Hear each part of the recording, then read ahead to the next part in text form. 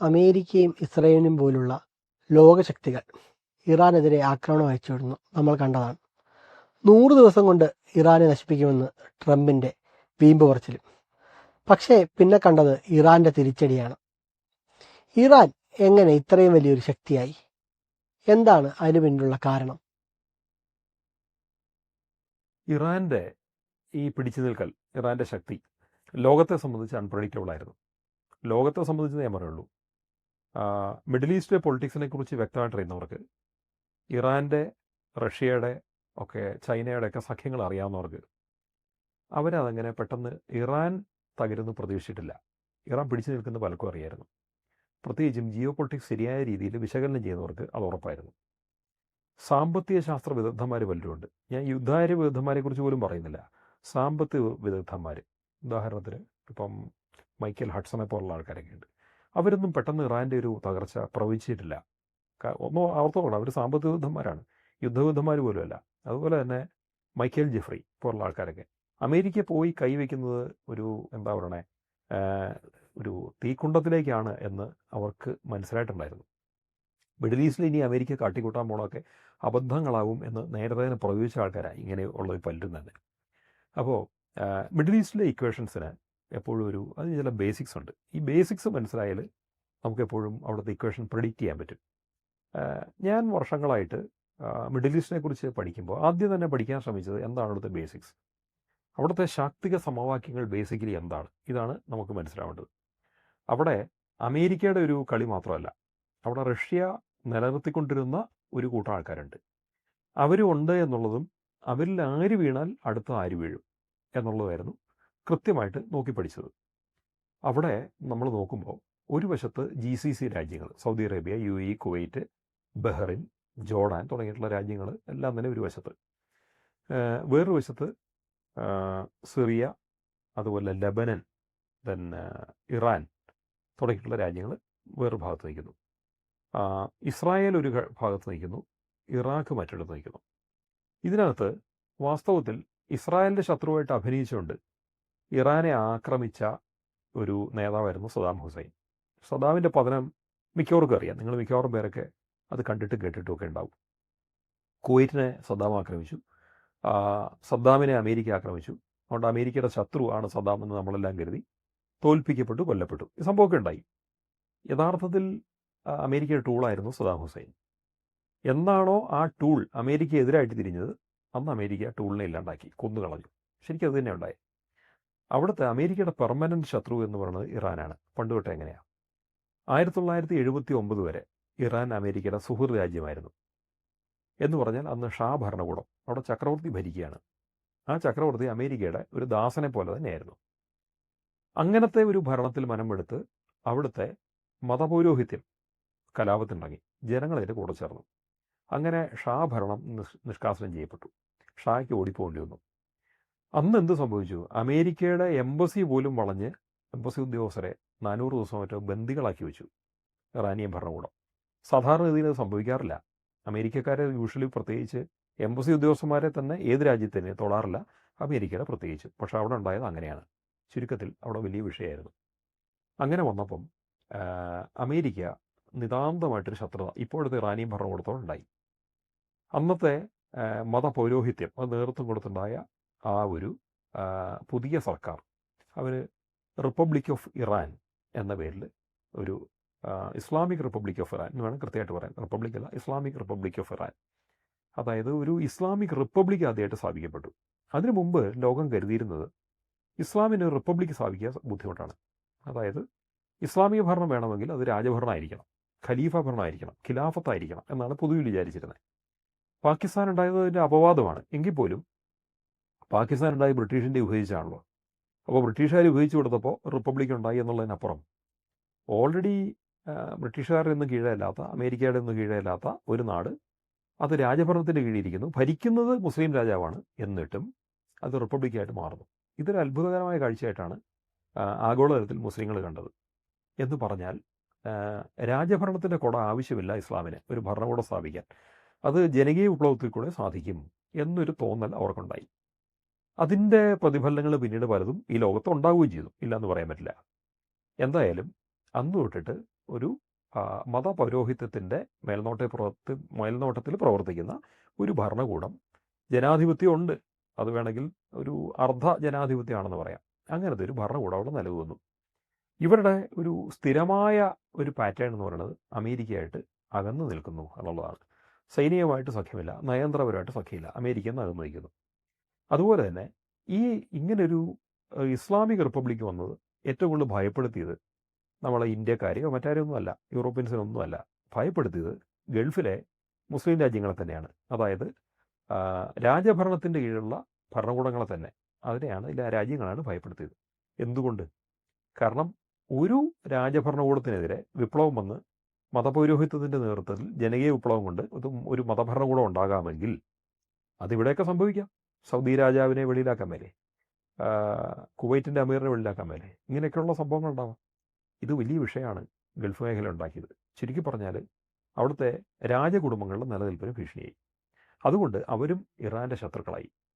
1979 തൊട്ടിട്ട് ഇങ്ങനത്തെ ശത്രുത ഈ പറഞ്ഞ മിഡിൽ ഈസ്റ്റിൽ നിലനിൽക്കുകയാണ്. വളരെ ദീർഘകാലം ഉള്ള ശത്രുത. ഈ ശത്രുത അമേരിക്കയത് നല്ലതുമായിരുന്നു. കാരണം ഈ ഗൾഫ് രാജ്യങ്ങളെല്ലാം തന്നെ അതോടെ അമേരിക്കയുടെ ഡിപ്പെൻഡൻസി കൂടി. ഇറാൻ നിങ്ങളെ എപ്പോൾ വേണമെങ്കിലും ആക്രമിക്കാം, അതുകൊണ്ട് ഞങ്ങളുടെ സൈന്യത്തെ അവിടെ നിർത്താം, ആ സൈന്യം നിങ്ങളെ എല്ലാ വിധത്തിലും സഹായിക്കും, നിങ്ങളൊന്നുകൊണ്ട് പേടിക്കണ്ട എന്നുള്ള സന്ദേശം അമേരിക്ക കൊടുക്കുന്നു. അങ്ങനെ അമേരിക്കയുടെ മിലിറ്ററി ബേസുകൾ ഈ ഗൾഫിൽ ഓരോ രാജ്യത്തും വരുന്നു. 7-8 രാജ്യങ്ങളിലായിട്ട് ഏതാണ്ട് 21ഓളം ബേസുകളും മറ്റുണ്ട്. അത് കൂടുതലുണ്ടെന്ന് തോന്നുന്നു. ഇസ്രായേൽ അമേരിക്കൻ ബേസ് ഉണ്ടെന്നത് കൂടാതെ ഇറാഖിൽ ആദ്യം ഉണ്ടായിരുന്നില്ല, സദ്ദാം നിരോധിച്ചതിന് ശേഷം അതുണ്ടായി. സിറിയയിൽ ഉണ്ടായിരുന്നില്ല. ഇപ്പോൾ സിറിയയിലെ റഷ്യൻ അനുകൂല ഭരണകൂടം നിലംപതിച്ചതിന് ശേഷം അമേരിക്കയുടെ രഹസ്യ ബേസുകൾ സിറിയയിൽ വന്നിട്ടുണ്ട്. ലെബനിൽ അത്രയും ആയിട്ടില്ല, പക്ഷേ ലെബനിൽ അവർ ശ്രമിക്കുന്നുണ്ട്. പകരം ഇസ്രായേൽ അവിടെ കയറിയിട്ട് അമേരിക്ക ഇസ്രായേൽ കയറിയിട്ട് പല മേഖലയിലും കൈയടക്കാൻ ശ്രമിക്കുന്നു. ഒമാനിൽ അമേരിക്കയുടെ റഡാറിൽ ഉൾപ്പെടെയുള്ള സംവിധാനങ്ങളുണ്ട്. ബാക്കി മിക്ക ഇടത്തും തന്നെ അമേരിക്കയുടെ, ഈജിപ്തിൽ ഉൾപ്പെടെ അമേരിക്കയുടെ സൈനിക താവളങ്ങളുണ്ട്. ഇങ്ങനെ ഒരു സൈനിക വിന്യാസമായിട്ട്, അതായത് ഒരു രാജ്യത്ത് അമേരിക്കയുടെ സൈനിക താവളം വന്നാൽ പിന്നെ ആ രാജ്യം അമേരിക്ക അടിമപ്പെട്ട് നിന്നാൽ മതി. അതാണ് ഇതിൻ്റെ മീനിങ്. കാരണം അവിടുത്തെ ഭരണകൂടത്തെ ഏത് നിമിഷം തകർക്കാൻ പറ്റും. ഈയിടെ ബ്രിക്സ് മീറ്റിങ്ങിലേക്ക്, ബ്രിക്സ് എന്ന് പറയാൻ പറ്റില്ല, ചൈന കൺവീൻ ചെയ്ത മീറ്റിലേക്ക് ഇന്ത്യ ചെന്നല്ലോ ഈ അടുത്ത ഇടയ്ക്ക്. ചൈനയിൽ ഷാങ്ഹായ് കോർപ്പറേഷൻ്റെ അതിലേക്ക് ജപ്പാൻ്റെ പ്രധാനമന്ത്രിയും വന്നിരുന്നു. പക്ഷേ തിരിച്ചു വന്നിട്ട് 1-2 ആഴ്ച അദ്ദേഹത്തിന് കസേരയിലിരിക്കാൻ പറ്റുള്ളൂ. അതിനകം സ്ഥാനഭ്രഷ്ടനായി കളഞ്ഞു. അമേരിക്ക അങ്ങനെ കളിക്കാൻ അറിയാം. അതാണ് അവസ്ഥ. അപ്പം ജപ്പാനിലേക്ക് ഭരണകൂടത്തൊക്കെ പെട്ടെന്ന് തന്നെ അൺസ്റ്റേബിൾ ആകാൻ അമേരിക്കയ്ക്ക് പറ്റി. അപ്പോൾ അമേരിക്കയുടെ സ്വാധീനമുള്ള ഏത് രാജ്യത്തും ഭരണകൂടം അൺസ്റ്റേബിൾ ആയിരിക്കും. അമേരിക്കയ്ക്ക് അതിനെ തകർക്കാൻ പറ്റും. ഇതാണ്. അങ്ങനെ അമേരിക്കയ്ക്ക് അവിടെ ഒരു വലിയ ലിവറേജ് ഗൾഫ് മേഖല കിട്ടുകയാണ്. അമേരിക്കയ്ക്ക് അവരെല്ലാം നിതാന്തമായിട്ട് കൺട്രോളിൽ നിർത്താൻ പറ്റും. മറുവശത്ത് ഇറാനാണെങ്കിൽ ഇതൊരു വലിയ ഭീഷണിയായിട്ട് കാണുന്നു. അമേരിക്കയുടെ സൈനിക സന്നാഹത്തോടു കൂടി മറ്റ് ഗൾഫ് രാജ്യങ്ങൾ വേണമെങ്കിൽ ഇറാനെ ആക്രമിക്കാം. അമേരിക്ക സ്വന്തം നിലയ്ക്ക് ആക്രമിക്കാം, ഇസ്രായേൽ സ്വന്തം നിലയ്ക്ക് ആക്രമിക്കാം. എന്തായാലും നിലനിൽപ്പ് ഭീഷണിയിലാണ്. ഒരു ഘട്ടത്തിൽ നമുക്കറിയാമല്ലോ, അഫ്ഗാനിസ്ഥാൻ അമേരിക്കയുടെ കയ്യിലായിരുന്നു. അഫ്ഗാൻ പൂർണ്ണമായിട്ട് അമേരിക്ക കീഴടക്കിയിരുന്നുവെങ്കിൽ അഫ്ഗാനിൽ നിന്ന് തന്നെ അമേരിക്ക ഇറാനിലേക്ക് സൈനിക മുന്നേറ്റം നടത്തിയാൽ പല കാലഘട്ടങ്ങളിൽ, അത് 20 വർഷം മുമ്പത്തെ കാര്യം പറഞ്ഞത്, അന്ന് തന്നെ അമേരിക്ക അവിടെ ആക്രമണം നടത്തി അവർ കൈവച്ചിട്ടുണ്ടായിരുന്നു. അത് പൂർണ്ണമായിട്ട് അവർക്ക് ജനങ്ങളെ മാനസികമായിട്ടോ ഭൗതികമായിട്ടോ പൂർണ്ണമായി കീഴടക്കാൻ അവർക്ക് പറ്റിയില്ല എന്നുള്ളതുകൊണ്ടാണ് അമേരിക്കയ്ക്ക് അഫ്ഗാനിസ്ഥാൻ വിട്ടുപോകേണ്ടി വന്നത്. ഇല്ലായിരുന്നു സ്ഥിതി മറ്റൊന്നായനെ, ഇന്ത്യക്ക് ഇത് ഭീഷണിയായനെ. എന്തായാലും എന്താണ് സംഭവിച്ചത്? ഇറാൻ കഴിഞ്ഞ 40 വർഷത്തിനിടെ അവർക്ക് എന്ത് സംഭവിച്ചു, എന്ത് സംഭവിക്കുന്നു, ഇത് അവർ വ്യക്തമായിട്ട് പഠിച്ചു. എന്തൊക്കെ സംഭവിക്കാം എന്നും പഠിച്ചു. ഇറാൻ ഏറ്റവും കൂടുതൽ പഠിച്ചത് ഇറാൻ്റെ നേരെ വന്ന ആക്രമണങ്ങളോ ഇറാൻ്റെ നേരെയുള്ള ഗൂഢാലോചനയല്ല, പകരം സദ്ദാം ഹുസൈൻ എന്ത് പറ്റി എന്നുള്ളതാണ്. സദ്ദാം ഇറാൻ്റെ ശത്രുവായിരുന്നു ഓർക്കണം. അതായത് ഇറാൻ ഇറാഖ് യുദ്ധം ഉണ്ടായിരുന്നു. ഇറാഖ് അമേരിക്കയ്ക്ക് വേണ്ടിയാണ് നിലകൊണ്ടത്. അമേരിക്കയിൽ കൊല്ലപ്പെട്ട സദ്ദാം ഹുസൈൻ സത്യത്തിൽ നിലകൊണ്ടത് അമേരിക്ക വേണ്ടിയായിരുന്നു. അമേരിക്കയുടെ സൗഹൃദത്തോടെയും അമേരിക്കയുടെ സന്നാഹങ്ങളോടെയും സഹായത്തോടെയും ഇറാഖ് ഇറാനെ ആക്രമിച്ചു. സദ്ദാമിൻ്റെ ഇറാഖ് ദീർഘകാലം 8 വർഷം നീണ്ട യുദ്ധം ഇറാനും ഇറാഖും തമ്മിലുണ്ടായിരുന്നു. അത്രയും നീണ്ട യുദ്ധം. അതുകൊണ്ട് ആ യുദ്ധം കൊണ്ട് ഇറാഖിൻ്റെ സൈനിക ശേഷി എന്തെന്ന് ഇറാന് നന്നായിട്ട് മനസ്സിലായി. ഇറാനുമായിട്ട് അത്രയും നീണ്ട യുദ്ധം നടത്താൻ ഒരു രാജ്യത്തിന് പറ്റി. മികച്ച സൈന്യം, മികച്ച ആയുധങ്ങൾ എല്ലാം ഉണ്ടെങ്കിൽ മാത്രമേ സാധിക്കുകയുള്ളൂ. പക്ഷേ പരസ്പരം രണ്ടു കൂട്ടരും കീഴടക്കിയില്ല. അങ്ങോട്ടും ഇങ്ങോട്ടും യുദ്ധം മാത്രമായിരുന്നു. പക്ഷേ അത്രയും നാൾ തങ്ങളോട് എതിരിട്ട് നിന്ന് ദീർഘകാലം പിടിച്ചു നിന്ന ആ രാജ്യത്തിൻ്റെ തലവൻ ഒറ്റയടിക്ക് അധികാരഭ്രഷ്ടനാകുന്നതും പിന്നീട് അദ്ദേഹം ശത്രുക്കളുടെ കൈ പിടർന്നതും തൂക്കിലേറ്റപ്പെട്ടതും ആ രാജ്യം മുഴുവൻ അമേരിക്കയുടെ പിടിയുടെ കീഴിലേക്ക് പോകുന്നതും ഇറാൻ കണ്ടു. ഇറാന് കാര്യം മനസ്സിലായി, ഇത് അവിടെയും സംഭവിക്കാം. അപ്പോൾ ഇറാൻ അതിനു വേണ്ടിയിട്ട് എന്താ ചെയ്തത്? എങ്ങനെ പിടിച്ചു നിൽക്കണം അമേരിക്ക ആക്രമണം വന്നാൽ. ഇതിനു വേണ്ടിയുള്ള ശക്തി സംഭരിക്കാനായിരുന്നു ഇറാൻ്റെ ശ്രമം. അവരത് 40 വർഷം മുമ്പേ തന്നെ തുടങ്ങി. അങ്ങനെ ശക്തി സംഭരിക്കാൻ ആരംഭിച്ചു. അങ്ങനെ കാലങ്ങൾ മുന്നോട്ട് പോയി. അവർ ആദ്യം തൊട്ട് തന്നെ ശ്രമിക്കാൻ തുടങ്ങിയത് മിസൈലുകൾ സെറ്റ് ചെയ്യുക എന്നുള്ളതായിരുന്നു. അവർക്ക് വിമാനങ്ങളുണ്ടോ എന്ന് ചോദിച്ചാൽ ഉണ്ടായിരുന്നു. F-16 വിമാനങ്ങൾ തന്നെ ഉണ്ടായിരുന്നു. ആരുടെ? അമേരിക്കയുടെ. കാരണം ഇസ്ലാമിക ഭരണകൂടം വരുന്നതിന് മുമ്പ് ഷാ ഭരണകൂട കാലത്ത് അമേരിക്കയും ഇവരും ഇറാൻ എന്ന് വലിയ സൗഹൃദമായിരുന്നു. അമേരിക്കയുടെ ബി ടീമായിരുന്നു അന്നത്തെ ഇറാൻ ഭരണകൂടം. അന്നത്തെ കാലത്ത് അമേരിക്ക കൊടുത്ത ശാസ്ത്ര സാങ്കേതിക ഉപകരണങ്ങളുണ്ട്, നിരവധി സഹായങ്ങളുണ്ട്, എഡ്യൂക്കേഷൻ ഇൻസ്റ്റിറ്റ്യൂഷൻസ് ഉണ്ട് അവിടെ.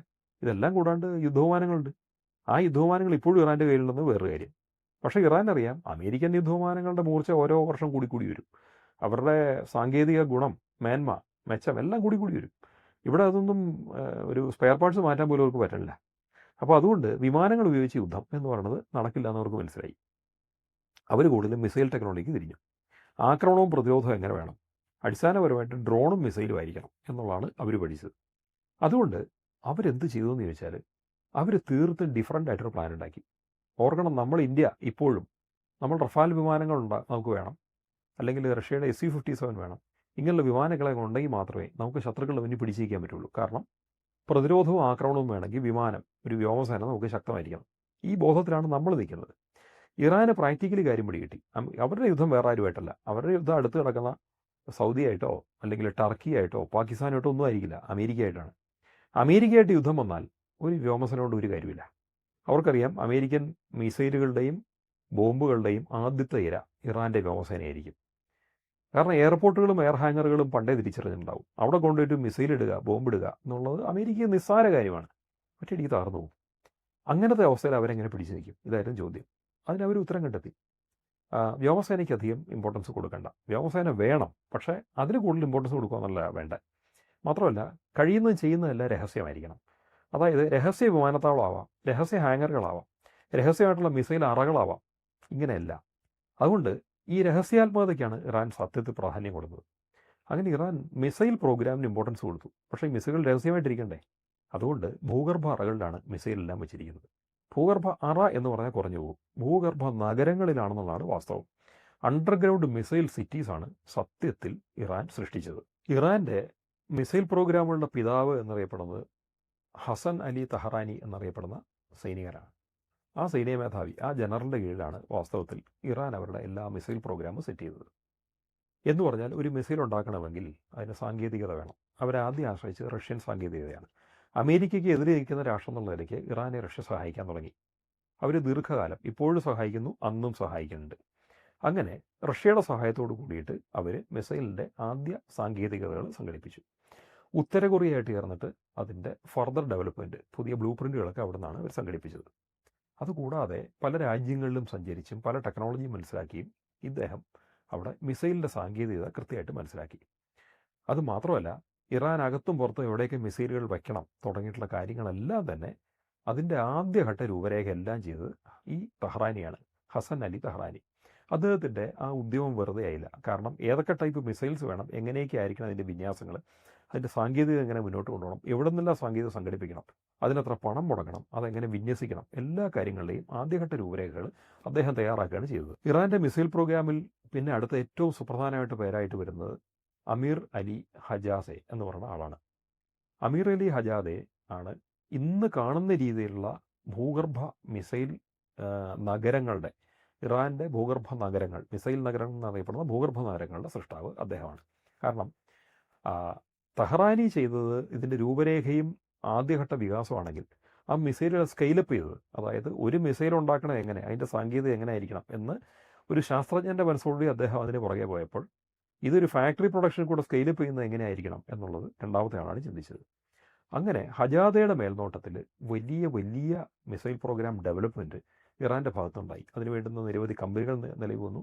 ഭൂഗർഭ നഗരങ്ങൾ തന്നെ ഉണ്ടാക്കി. സാധാരണ ഇതിൽ ഭൂഗർഭ അറകളെ ആരും ഉണ്ടാക്കുകയുള്ളൂ. എന്നിട്ട് അവിടുന്ന് ചില മിസൈൽ ട്യൂബ് വഴി ഇത് വെളിയിലോട്ട് വരണം. ഇതങ്ങനെയല്ല. ഈ ഭൂഗർഭ നഗരങ്ങളിൽ മിസൈലുകൾ കൊണ്ടുപോകാൻ വേണ്ടി റെയിൽവേ വരെയുണ്ട്. അവിടെ വളരെ വിപുലമായ സംവിധാനം തന്നെ ഉണ്ടാക്കി. ഇറാനിലാണെങ്കിൽ നിരവധി മലകളുണ്ട്. എന്തുമാത്രം മലകളുണ്ടെന്ന് പറയാൻ പറ്റില്ല. അതുപോലെയാണ് മരുഭൂമി പ്രദേശങ്ങളുണ്ടെങ്കിലും അത് വളരെ കുറവാണ്, കൂടുതലും മലകളാണ്. ഈ വനങ്ങളുള്ളതല്ലാത്തതും തരിശുമൊക്കെ ആയിട്ടുള്ള നിരവധി മലകൾ അവിടെ കിടക്കുകയാണ്. ഈ മലകളുടെ ഏത് ചെരുവിൽ എവിടെയാണ് ഒരു മിസൈൽ നഗരം ഉള്ളതെന്ന് ആർക്കും പറയാൻ പറ്റില്ല. മാത്രമല്ല, അമേരിക്കയുടെ ബങ്കർ ബസ്റ്റർ ടെക്നോളജിയൊക്കെ അവർ കൃത്യമായിട്ട് മനസ്സിലാക്കി. എന്നിട്ട് എത്ര ആഴത്തിൽ ഉള്ള പാറകളിൽ വരെ അമേരിക്കൻ ബോംബുകൾക്ക് ആഘാതം ഏൽപ്പിക്കാൻ പറ്റും എന്ന് നോക്കിയിട്ട് അതിലും താഴെ വളരെ ആഴത്തിൽ ഭൂഗർഭ നഗരങ്ങളിൽ മിസൈൽ സിറ്റീസ് ഉണ്ടാക്കി വെച്ചു. ഇങ്ങനെ ഉണ്ടാക്കിയതോട് കൂടിയിട്ട് അമേരിക്കയൊന്നും എളുപ്പം തകർക്കാൻ വയ്യാത്ത മിസൈൽ ശേഖരം അവർക്കുണ്ടായി. ഓർക്കണം, നമ്മൾ വെറുതെ പകൽ വെളിച്ചത്തിൽ കാണാൻ പാകത്തിന് കരയിലാണ് മിസൈൽ വയ്ക്കുന്നതെങ്കിൽ ആ മിസൈലുകൾ തന്നെ ആദ്യം അതിൻ്റെ മിസൈൽ ലോഞ്ച് പാഡ്സ് ആയിരിക്കും ആക്രമിക്കപ്പെടണേ. അത് പോയി കഴിഞ്ഞാൽ പിന്നെ പറഞ്ഞിട്ട് കാര്യമില്ല. ട്രെയിനുകളിൽ വേണം മിസൈൽ കൊണ്ടുപോകാം, ശരിയാണ്. ആ റെയിൽവേ ലൈനുകളും ട്രെയിനുകളും തകർക്കപ്പെടാം. ട്രക്കുകൾ കൊണ്ടുപോകാം, അവയും വിസിബിളാണ്. ഈ ട്രക്കുകളെ മനസ്സിലാക്കിയിട്ട് ഇറാനകത്തുള്ള അമേരിക്കൻ ചാരന്മാർക്ക് തന്നെ ഇതിൻ്റെ വിവരങ്ങൾ കൊടുക്കാൻ പറ്റും. അങ്ങനെ ഉള്ളപ്പോൾ ഈ പുറത്ത് ഭൂമിക്ക് ഇത് മുകളിലായിട്ട് മണ്ണിന് മുകളിൽ എവിടെ കൊണ്ടൊരു മിസൈൽ വെച്ചാലും അത് അപകടമാണ്. അതുകൊണ്ട് മണ്ണിനടിയിലാക്കി പൂർണ്ണമായിട്ടും മറഞ്ഞിരിക്കുന്നു. ഇത്തരം ഒരു ഘട്ടത്തിൽ ഹമാസ് തുരങ്കങ്ങൾ ഉണ്ടാക്കിയപ്പോൾ പലരും പറഞ്ഞിട്ടുണ്ട് ഇനി ഹമാസിനെ തോൽപ്പിക്കാൻ പറ്റാമെന്ന്. പക്ഷേ ഇറാനിയൻ തുരങ്കങ്ങൾ പോലെ ആയിരുന്നില്ല ഹമാസിൻ്റെ തുരങ്കം. അത്രയും ക്ലിയർ ആയിട്ട് അവർക്ക് ചെയ്യാൻ പറ്റില്ല. അതേസമയം ഇറാൻ അങ്ങനെയല്ല. ഇത് വെറും തുരങ്കമൊന്നുമല്ല, അത് ഭൂഗർഭ നഗരങ്ങളാണ്, വളരെ ആഴത്തിലാണ് ഉണ്ടാക്കിയത്. അമേരിക്കയുടെ ഏറ്റവും വലിയ പരാജയം എന്ന് പറയുന്നത് ഈ ഭൂഗർഭ നഗരങ്ങൾ പുറത്തേക്ക് തുറക്കുന്ന വാതിലുകൾ എവിടെയെന്ന് അവർക്കറിയില്ല. ഈ വാതിൽ അറിഞ്ഞാൽ പിന്നെ ആ പ്രദേശം മുഴുവൻ ബോംബിട്ട് കംപ്ലീറ്റ് അടച്ചു കളയാം. അപ്പോൾ പിന്നെ ഈ ഭൂഗർഭ നഗരവും വെളിയിലേക്കുള്ള ആക്സസ് ഇല്ലാണ്ടായി പോകും. ഒന്നാമത് ഓരോ നഗരത്തിനും എത്ര വാതിലുണ്ടെന്ന് അറിയാൻ മേല, ഏതൊക്കെ മലകളുടെ വിടവിൽ കൂടെ എവിടേക്കൊക്കെയാണ് വരുന്നതെന്നറിയില്ല. ഇത് കണക്ട് ചെയ്യുന്ന റോഡ് പോലെ എവിടെയെന്ന് അവർക്ക് അമേരിക്ക അറിയില്ല. അങ്ങനെ അത്രയും ബുദ്ധിപൂർവ്വമാണ് വാസ്തവത്തിൽ ഇറാൻ ഇത്തരം നഗരങ്ങൾ രൂപരേഖ ചെയ്തത്.